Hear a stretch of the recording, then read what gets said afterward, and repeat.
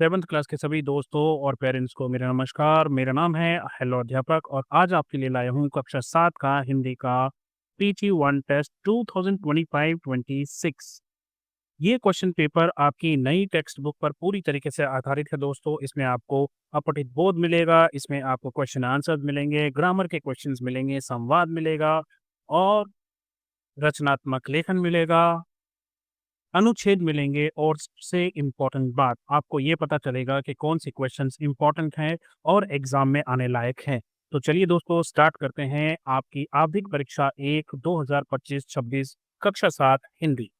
सबसे पहले जैसे कि आप यहाँ पर देख सकते हो आपको अपठित बोध होगा जहाँ पर आपको एक पैराग्राफ दिया गया है। इस पैराग्राफ को आपको पढ़ना है और फिर इससे जुड़े हुए सवालों के जवाब देने। आइए पढ़ते हैं इसको। फूल प्रकृति की सबसे सुंदर देन है। ये न केवल देखने में सुंदर लगते हैं बल्कि वातावरण को सुगंधित भी बनाते हैं। फूलों का उपयोग पूजा पाठ, सजावट, स्वागत, उपहार और औषधियों यानी कि दवाइयों में भी किया जाता है। गुलाब, कमल, सूरजमुखी, चमेली, गेंदा जैसे फूल भारत में विशेष रूप से लोकप्रिय हैं। हर फूल की अपनी एक अलग पहचान और विशेषता होती है।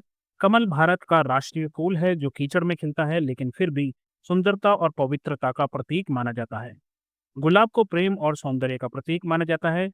फूल न केवल मन को आनंदित करते हैं बल्कि अनेक कीड़े मकोड़े और पक्षियों और मधुमक्खियों को भी अपनी ओर आकर्षित करते हैं।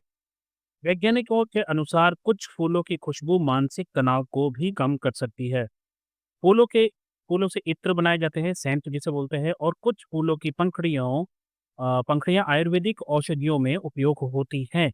आज भी लोग फूलों को देखकर मुस्कुराते हैं, उनका दिल हल्का हो जाता है। सच ही कहा गया है, जहाँ फूल खिलते हैं वहाँ मुस्कान अपने आप आ जाती है। पहला प्रश्न है, फूलों का उपयोग किस किस काम में होता है? सिर्फ सजावट के, केवल पूजा में, पूजा, सजावट, उपहार, औषधि, केवल औषधियों में, कोई इन सब के लिए काम में आता है। दूसरा, भारत का राष्ट्रीय फूल कौन-सा है? गुलाब, कमल, सूरजमुखी या गेंदा? हमने अभी डिस्कस किया वो है कमल। थर्ड है, गुलाब को किसका प्रतीक माना गया है? साहस और शक्ति का, प्रेम और सौंदर्य का, ईमानदारी का या त्याग का? तो गुलाब को प्रेम और सौंदर्य का प्रतीक माना गया है। फोर्थ है, फूलों की खुशबू का एक वैज्ञानिक लाभ क्या बताया गया है? सिर दर्द बढ़ाती है, ध्यान भटकाती है, मानसिक तनाव कम करती है या नींद को रोकती है? तो खुशबू जो है वो मानसिक तनाव को कम करती है। फिफ्थ है, इस गद्यांश का मुख्य उद्देश्य क्या है? फूलों से सावधान रहने के लिए सलाह दी गई है, फूलों की उपयोगिता और सुंदरता को बताना है, फूलों की खेती की जानकारी देना या फूलों की तुलना फलों से करना है। तो यहाँ पर फूलों की जो उपयोगिता है और सुंदरता है उसके बारे में डिस्कशन किया गया है। आगे हम बात करेंगे पठित बोध की, जहाँ पर आपको नीचे दिए गए काव्यांश को ध्यानपूर्वक पढ़ना है और सही विकल्प चुनना है। कोई निरपराध को मारे तो क्यों अन्य ना उसे ना उबारे, रक्षक पर भक्षक को वारे, न्याय दया का दानी। हुआ विवाद सदय निर्दय में, उभय आग्रही थे स्व विषय में, गई बात तब न्यायालय में सुनी सभी ने। तो जैसा कि आप समझ गए होंगे ये उसी पॉइंट से है जिसमें वो हंस को तीर मारा गया था। तो पहला क्वेश्चन है, निम्नलिखित में से कौन सा भाव पहली 4 पंक्तियों में प्रकट होता है? कोई निरपराध को मारे तो क्यों अन्य उसे न उबारे, रक्षक पक्ष भक्षक को वारे, न्याय दया का दानी। तो यहाँ पर है करुणा और न्याय का, लोभ और मोह का, अभिमान और क्रोध का, आलस्य और निराशा। तो यहाँ पर करुणा और न्याय दोनों की बात की गई है। कवि के अनुसार यदि कोई निरपराध को मारे तो सब लोग मौन रहें, अन्य लोगों को उससे बचाना चाहिए, अपराधी को दंड देना चाहिए, न्यायालय में शिकायत करनी चाहिए। तो पैराग्राफ के हिसाब से कोई अगर निरपराध को मारे तो अन्य लोगों को उसको रोकना चाहिए, उसको बचाना चाहिए। सुनी सभी ने जानी, इस पंक्ति से क्या स्पष्ट होता है? निर्णय गुप्त रखा जाएगा, किसी को नहीं बताया जाएगा, किसी को कुछ समझ नहीं आया, सबने निर्णय सुना और जाना, या न्यायालय बंद हो गया। तो सुनी सभी ने जानी तो इसका मतलब है जान गए सब, सबने निर्णय सुना और जाना। फोर्थ है, न्यायालय में विवाद किसके बीच गया था? राजा और प्रजा के बीच का था, सदय और निर्दय के बीच में, शिक्षक और छात्र, व्यापारी और ग्राहक। तो ये गया था सदय और निर्दय के बीच में। फिफ्थ है, हुआ विवाद सदय निर्दय में, इसका क्या अर्थ है? विवाद मित्रता में हुआ, विवाद न्याय और अन्याय के बीच में हुआ, विवाद दो क्रोधित लोगों के बीच में या दो पक्षों के विषय में स्पष्ट नहीं है। तो ये है विवाद जो है न्याय और अन्याय के बीच में हुआ। उसके बाद पाठ्य पुस्तक पर आधारित प्रश्न है यहाँ पर, जिसमें से पहला है, निम्नलिखित में से किन्हीं 5 प्रश्नों के आपको यहाँ पर देने हैं। मैंने यहाँ पर आपको ज़्यादा दे रखे हैं, आपको केवल 5 प्रश्न के उत्तर देने हैं, पर मैं यहाँ पर सभी डिस्कस करूँगा। पहला है आर्किटेक्ट और बच्चे के पिता के बीच में तर्क-वितर्क क्यों हुआ था? दूसरा है अर्थ स्पष्ट कीजिए। आइए इन दोनों को डिस्कस कर तो उन दोनों के बीच में तर्क-वितर्क क्यों हुआ? क्योंकि आर्किटेक्ट ने पक्षी को घायल कर दिया था तीर मारकर, जो बच्चा अपने पास रखना चाहता था, यानी कि सिद्धार्थ। इसी बात को लेकर दोनों में तकरार हो गई। उसके बाद सेकंड है अर्थ स्पष्ट करना है हमें, गाते थे खग कल कल स्वर से, सहसा एक हंस ऊपर से गिरा, बिद्ध होकर खरशर से। हुई पक्ष की हानि, करुणा भरी कहानी। तो इसका आंसर है पक्षी कल-कल स्वर में गा रहे थे, सब कुछ शांति और सुंदरता से भरा था, लेकिन अचानक कुछ ऐसा हुआ जिससे पक्ष की कहानी दुखद हो गई। ये करुणा भरी कहानी थी। सिंपल सा, इतना ज़्यादा बड़ा नहीं लिखना क्योंकि 2 ही मार्क्स का है।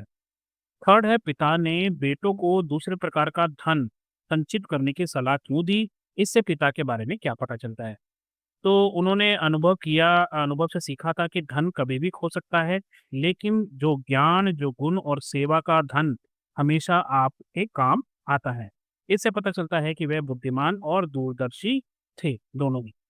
उसके बाद फोर्थ है कि लोक कथा में राजा ने पहले भाइयों पर संदेह किया, लेकिन बाद में उन्हें निर्दोष माना। राजा की सोच क्यों बदल गई? तो अगर आप कहानी याद होगी आपको, तो लोक कथा में राजा ने शुरू में भाइयों पर शक किया, लेकिन बाद में उन्हें बेगुनाह माना। जब राजा ने शांत होकर उनकी बात सुनी और ध्यान से सोचा, तो वे उनकी समझदारी और सूझबूझ से प्रभावित हुआ। राजा को समझ में आ गया कि वे चोर नहीं बल्कि सच्चाई को समझने वाले और होशियार लोग हैं। फिफ्थ क्वेश्चन है उदाहरण देकर समझाइए किस तरह कुल की बड़ाई काम कर दे जो किसी में हो बड़प्पन की कसर। इसका उदाहरण देकर आपको समझाना है। तो यदि कोई राजा होकर भी अगर क्रूर है और अन्यायपूर्ण है तो उसका कुल जो है कुछ काम का नहीं आता, मतलब उसकी उसकी जो राजागिरी है वो किसी काम नहीं आएगी। लेकिन अगर एक साधारण व्यक्ति भी यदि विनम्र है, दयालु है, ईमानदार है, तो एक्चुअल में वही बड़ा होता है। सिक्स्थ क्वेश्चन है यदि सभी पौधे एक जैसे होते तो दुनिया कैसी लगती? तो दुनिया बहुत ही नीरस लगती, हर जगह एक जैसे रंग के और आकार के फूल होते। विविधता ही दुनिया को सुंदर और रोचक बनाती है। विविधता मतलब डिफरेंट डिफरेंट काइंड्स की थिंग्स जो हैं, वही जो है दुनिया को सुंदर और इंटरेस्टिंग बनाती है, रोचक बनाती है। इसी के साथ सेवंथ क्वेश्चन है ये, आपको फूल और कांटे के स्वभाव में मुख्य रूप से कौन-सा अंतर दिखाई दिया है? तो फूल जो है वो मुलायम होता है, खुशबूदार होता है और खुशी देने वाला होता है, जो प्यार से पेश आता है। इसके उलट अगर कांटे की बात करें तो वो थोड़ा सख्त होता है, चुभने वाला होता है और घमंडी स्वभाव का होता है। उसके बाद दोस्तों बात आती है हिंदी व्याकरण की, ये 5 मार्क का है। सबसे पहले आपको जो दिख रहा है वो है निम्नलिखित भाषा संबंधी प्रश्नों के सही विकल्प को चुनकर उत्तर लिखिए, उपयुक्त स्थानों पर विराम चिन्ह लगाइए, यानी कि ये पंक्चुएशन का क्वेश्चन है। राहुल तू निर्णय कर इसका न्याय पक्ष लेता है किसका? तो अब यहाँ पर कॉमा आएगा, इन्वर्टेड कॉमा आएगा, जो भी जितने भी हमारे विराम चिन्ह हैं वो सब यहाँ पर आएँगे। तो हम इसको करके दिखाते हैं आपको। तो इस तरीके से आप इसको लिखती है आप, क्योंकि ये डायरेक्ट स्पीच है तो आप इसको इन्वर्टेड कॉमास में स्टार्ट करेंगे, फिर उसके बाद राहुल के बाद यहाँ पर एक्सक्लेमेटरी साइन लगाएँगे। तू निर्णय कर इसका कॉमा न्याय पक्ष लेना है किसका? फिर यहाँ पर आपका क्वेश्चन मार्क और इन्वर्टेड कॉमा जो है वो बंद हो गया। सेकंड है विलोम शब्द, कोमलता का विलोम शब्द अपोजिट होगा, कोमलता का होगा कठोरता। आप यहाँ लिखिए आनंद का दुःख हो सकता है, आप यहाँ पर लिखिए आनंद का अपोजिट दुःख। नीचे दिए गए वाक्यों में कारक लिखिए। कारक कौन-कौन से हैं? कर्ता ने कर्म को कर्म से, संप्रदान के लिए अपादान, तो वो सब यहाँ पर है। हमने तो तुम्हारे ऊँट को, तो आप यहाँ पर लिखिए हमने तो तुम्हारे ऊँट को देखा तक नहीं, भाइयों ने परेशान होते हुए कहा। उसके बाद यहाँ पर रेखांकित शब्द की जगह पर्यायवाची शब्द लिखिए। उपवन में बड़े सवेरे तात भ्रमण करते थे। तो तात का जो है हमें यहाँ पर पर्यायवाची बताना है। तात का पर्यायवाची होता है पिता।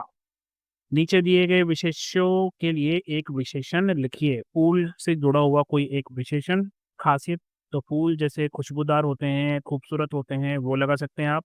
और कांटे की जगह आप लिख सकते हैं कांटा जो है वो नुकीला होता है। तो जैसे कि आप यहाँ पर देख सकते हैं ये सारे आंसर्स हैं, कोमलता का कठोरता, आनंद का दुःख, हमने तो तुम्हारे ऊँट को देखा तक नहीं, भाइयों ने परेशान होते हुए कहा, या भाइयों से परेशान होते हुए कहा। अभी एक्चुअली अगर सिर्फ़ इस सेंटेंस को देखा जाए तो दोनों जगह सही है, ने भी सही है और से भी सही है। अगर चैप्टर के कॉन्टेक्स्ट में देखोगे तो आप उस हिसाब से यहाँ देख सकते हैं। और तात जो है वो पिता हो गए, फूल जो है सुगंधित और काँटा जो है नुकीला, ये विशेषण हो गए इन दोनों। इसके बाद पहुँच गए हम रचनात्मक लेखन में। यहाँ पर निम्नलिखित में से किसी एक विषय पर अनुच्छेद लिखना है। आपको 3 टॉपिक दिए हैं, परोपकार, रेगिस्तान का जहाज और वृक्षों का मह और ये तीनों ही इम्पोर्टेंट है क्योंकि ये डायरेक्टली आपके जो चैप्टर्स हैं उनसे लिंक्ड हैं। तो मुझे लगता है इनमें से कोई एक तो आपको आना ही चाहिए। सबसे पहले हम बात करेंगे परोपकार की, तो आइए परोपकार में देखते हैं हमने क्या लिखा है। परोपकार का अर्थ है दूसरों की भलाई करना, बिना किसी स्वार्थ के किसी की मदद करना परोपकार कहलाता है। परोपकारी व्यक्ति दूसरे के दुख को कम करने की कोशिश करता है। हमें ज़रूरतमंद लोगों की मदद करनी चाहिए, जैसे बुजुर्गों को रास्ता दिखाना, गरीबों को खाना देना, बीमार की सेवा करना आदि। परोपकार से समाज में प्रेम और शांति बनी रहती है। सच्चा इंसान वही है जो दूसरों के काम आए। सिंपल सा है, बहुत ही शॉर्ट एंड स्वीट। दूसरा है रेगिस्तान का जहाज। आई एम श्योर बचपन से आप इसके बारे में डिस्कस करते आ रहे हो। रेगिस्तान का जहाज ऊँट को कहा जाता है। वे रेगिस्तान में आसानी से चल सकता है। उसके पैरों के नीचे मोटी चमड़ी होती है, जिससे वह गर्म रेत पर भी चल पाता है। ऊँट बहुत समय तक बिना पानी के रह सकता है। वह अपनी पीठ पर भारी सामान उठाकर दूर-दूर तक जा सकता है। ऊँट की चाल धीमी होती है, लेकिन वह सहनशील होता है। इसलिए लोग उसे रेगिस्तान का जहाज कहते हैं। अब बात आती है आखिरी वृक्षों का महत्व। आइए इसको भी डिस्कस करते हैं। वृक्ष हमारे जीवन के लिए बहुत ज़रूरी है। वे हमें ऑक्सीजन, फल, फूल और लकड़ी देते हैं। वृक्ष वर्षा लाने में भी मदद करते हैं और पर्यावरण को साफ रखते हैं। वे पक्षियों को आश्रय देते हैं, यानी कि उनके घोंसले जो है वो पेड़ों पे होते हैं। वृक्षों की छाया में हम आराम कर सकते हैं। यदि वृक्ष नहीं होंगे तो जीवन असंभव हो जाएगा। हमें ज़्यादा से ज़्यादा वृक्ष लगाकर उन्हें बचाना चाहिए। उसके बाद प्रश्न 7 है, अपने मित्र को जन्मदिन की बधाई देने के लिए एक पत्र लिखिए, अथवा या फिर बड़ी बहन की शादी में शामिल होने के लिए प्राचार्य को 4 दिन के अवकाश हेतु एक प्रार्थना पत्र लिखिए। तो दोनों में से कोई एक ही आपको करना है। मगर हम तो दोस्त को बधाई भी देंगे और बहन की शादी के लिए छुट्टी भी लेंगे। चलिए बात करते हैं, पहले मित्र को जन्मदिन की बधाई देते हैं। धैर्य हॉस्टल, पहाड़गंज, दिल्ली। ये मैंने एक एड्रेस लिखा है। आपका जो भी एड्रेस हो आप वहाँ लिख सकते हैं। मैंने यूँ ही उठा के कुछ भी लिख दिया है और फिर डेट लिख दी है यहाँ पर 11 जुलाई 2025, 11 जुलाई 2025। प्रिय मित्र राहुल, सप्रेम नमस्ते। तुम्हें जन्मदिन की ढेर सारी शुभकामनाएँ। ईश्वर तुम्हें लंबी उम्र, अच्छी सेहत और ढेर सारी खुशियाँ दे। तुम्हारा ये साल सफलता से भरा हो। मैं जल्द ही तुमसे मिलने आऊँगा, तुम्हारा मित्र आरव। बस इतना बहुत है, ज़्यादा कुछ नहीं लिखना है। अब बात करते हैं छुट्टियों की, तो सेवा में प्राचार्य महोदय, पीएम श्री केंद्रीय विद्यालय झांसी का मैंने एक केंद्रीय विद्यालय ले लिया है, ठीक है? विषय क्या है? 4 दिन का अवकाश देने हेतु प्रार्थना पत्र। महोदय, सविनय निवेदन है कि मेरी बड़ी बहन की शादी आगामी सोमवार से बुधवार तक है। मुझे विवाह में शामिल होने के लिए अपने परिवार के साथ बाहर जाना है। अतः आपसे विनम्र निवेदन है कि मुझे दिनांक 15 जुलाई से लेकर और 28 जुलाई तक कुल 4 दिन का अवकाश प्रदान करने की कृपा करें। आपकी अति कृपा होगी। सादर आपका आज्ञाकारी छात्र। फिर आप अपना नाम यहाँ पर लिख और साथ ही लिख देंगे अपनी क्लास। तो हम बड़ी जल्दी-जल्दी पेपर को कंप्लीट करते जा रहे हैं। पहुँच गए हैं हम आखिरी क्वेश्चन पे दोस्तों। प्रश्न 8 क्या है? एक तितली काँटे से मित्रता करना चाहती है। उनके बीच संवाद कैसा होगा? उनके बीच की गई बातचीत को एक संवाद के रूप में लिखिए। शब्द सीमा है 70 से 80 शब्द। अथवा या फिर आप इस लोक कथा के वे घुड़सवार हैं जिसका ऊँट खो गया है। आप अपने ऊँट को खोजने के लिए एक सूचना कागज़ पर लिखकर पूरे शहर में जगह-जगह चिपकाना चाहते हैं। अपनी कल्पना लोक कथा में दी गई जानकारी के आधार पर एक सूचना पत्र लिखिए। तो यहाँ पर आपको संवाद है, यहाँ पर आपका सूचना पत्र है, दोनों में से कोई एक आपको करना है। हम दोनों डिस्कस करेंगे। एक्चुअली दोस्तों एग्ज़ाम क्या आपकी जो टेक्स्ट बुक है उसमें ये तितली नहीं है, शायद ये कली है। तितली यहाँ पर मिसप्रिंट हो गया है, तो हम इसको कली मानकर चलेंगे। तो कली और काँटे के बीच में जो संवाद है उसको मैंने यहाँ पर लिख दिया है। कली, नमस्ते काँटे भैया, क्या हम दोस्त बन सकते हैं? तो काँटा, तुम इतनी नाज़ुक हो मैं तो झुक जाता हूँ। कली, कोई बात नहीं, तुम मुझे सुरक्षित रखते, इसलिए मैं तुम्हें पसंद करती हूँ। काँटा, ये सुनकर बहुत अच्छा लगा। अब मैं तुम्हें और भी सावधानी से बचाऊँगा। कली, धन्यवाद। हम अब साथ-साथ खेलेंगे। काँटा, हाँ, और सबको दिखाएँगे कि दोस्ती कैसे होती है। बात करते हैं अब आपके सूचना पत्र की। तो प्रिय नागरिकों, मैं एक घुड़सवार हूँ और मेरा ऊँट कल दोपहर बाजार से लौटते समय शहर के दक्षिणी दरवाजे के पास कहीं खो गया है। ऊँट का रंग भूरा है, उसकी गर्दन पर एक छोटी सफ़ेद पट्टी है। वह बहुत सीधा और शांत स्वभाव का है। जो भी व्यक्ति इस ऊँट को देखे या कोई जानकारी दे सके, कृपया तुरंत नगर चौकी या मुझे सूचित करे। ऊँट मेरे लिए बहुत आवश्यक है। सूचना देने वाले को उचित इनाम दिया जाएगा। नाम वीर सिंह। संपर्क स्थान नगर चौकी, दिनांक 11 जुलाई। तो लीजिए दोस्तों, आपका पेपर यहीं पर कंप्लीट होता है। मुझे उम्मीद है कि आपको पेपर बहुत अच्छा लगा होगा, समझ में आया होगा और अब आपको विश्वास हो गया होगा कि आप 40 में से 40 ला सकते हैं। तो अभी के लिए बस इतना ही। अपना ध्यान रखें, मम्मी-पापा का कहना मानें और जब भी कोई प्रॉब्लम हो तो नॉक कीजिए और बोलिए, हेलो अध्यापक, take care, bye bye, have fun, all the very best.